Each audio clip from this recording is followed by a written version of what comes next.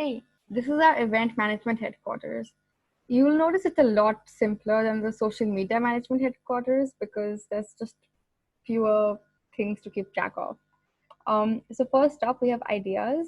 You click on this, you take into just like a basic text writing place where you can jot down your ideas. Next is events. So this is just like a list of all the events that we have planned. If you want to add a new one, you can just click on this little button here.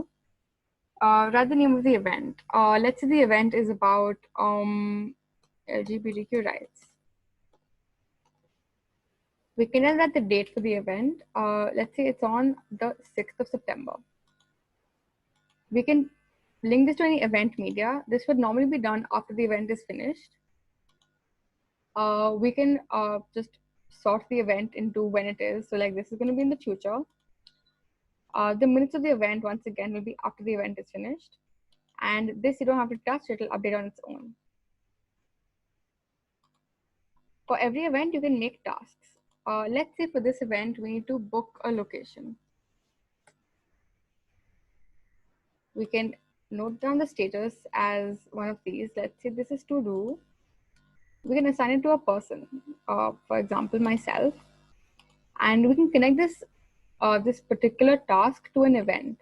So this task is for the LGBTQ rights event. So we just click on this and connect it to that. Now it's connected. And the due date for this task. Since the event is on the 6th, you would hopefully want the location booked like at least a week in advance. So let's go for the 30th of August. Now you can look at this task list in a bunch of views. First is by status. So things that are to do that you are currently doing and that are completely done. As your task progresses, you can just kind of like drag and drop, and yeah, so it just simplifies like project management. You can also look at it by assignee. This is to make sure you don't overburden one person with a lot of work. So suppose we do it like this, we assign work to different people. It's very easy to assign work like this. And this way, everybody knows exactly what they're doing and there's no confusion. Now you'll notice that, suppose in this, let's go back to our task view. Let's make another task for LGBTQ rights. Let's make this task send invitation.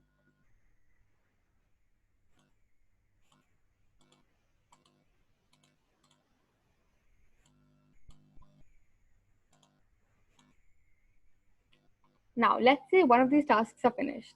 Let's say it's the one that involves booking the location. So we just check it. Now, when we go back to our event list, we'll see that this is updated on its own.